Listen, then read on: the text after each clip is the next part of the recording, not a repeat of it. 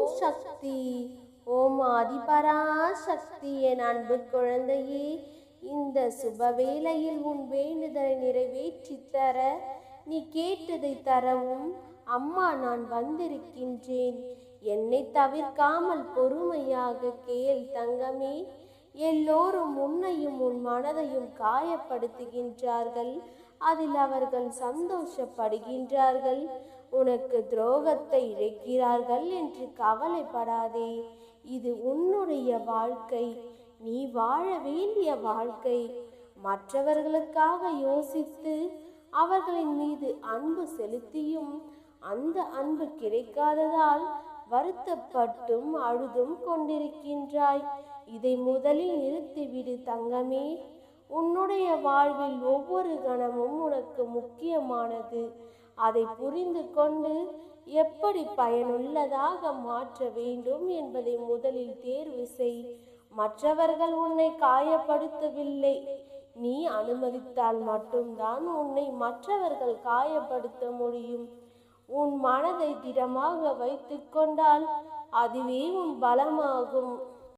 அவர்கள் கேலி கிண்டல் செய்வதால் அவர்களை விட எந்த விதத்திலும் குறைந்தவர் அல்ல என்பதை நீ முதலில் எண்ணிக்கொள்ள வேண்டும். அடுத்தவர்களால் ஒருபோதும் நன்மை இல்லை என்பதை உணர்த்தவே அவர்களின் சுயரூபத்தை உனக்கு வெளிப்படுத்தினேன்.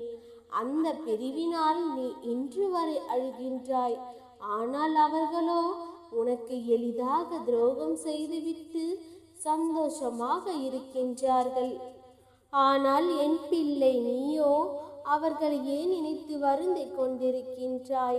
கவலை கொள்ளாதே தங்கமே. உன்னை எப்பொழுதும் நான் கண் கலங்க விட மாட்டேன்.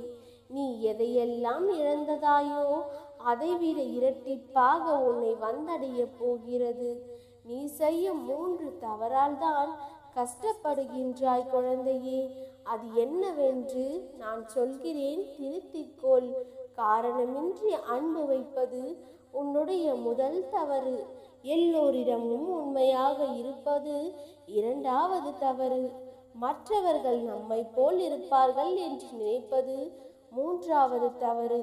இதை நீ மாற்றிக்கொண்டால் நிச்சயம் உன் வாழ்வில் பிரகாசமாக இருக்கும். வாழ்க்கையில் நீ யாரையும் சார்ந்து வாழக்கூடாது.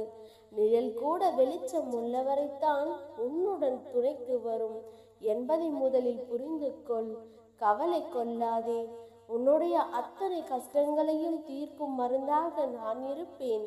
நிச்சயம் நீ என்னிடம் கேட்ட அனைத்தையும் உனக்கு தருகின்றேன். நீ மகிழ்ச்சியாக இருக்க வேண்டிய காலமும் நேரமும் இப்பொழுது வந்து விட்டது. இது நாள் வரை நடந்த கஷ்ட காலங்களை மறந்துவிடு. இனிமேல் வரும் வசந்த காலங்களை அனுபவிக்க தயாராக இரு. நீ உன் வாழ்வில் மென்மேலும் உயர்வாய்.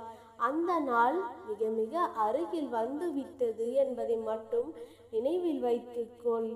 நல்லதே நினை, நல்லதே நடக்கும். ஓம் சக்தி.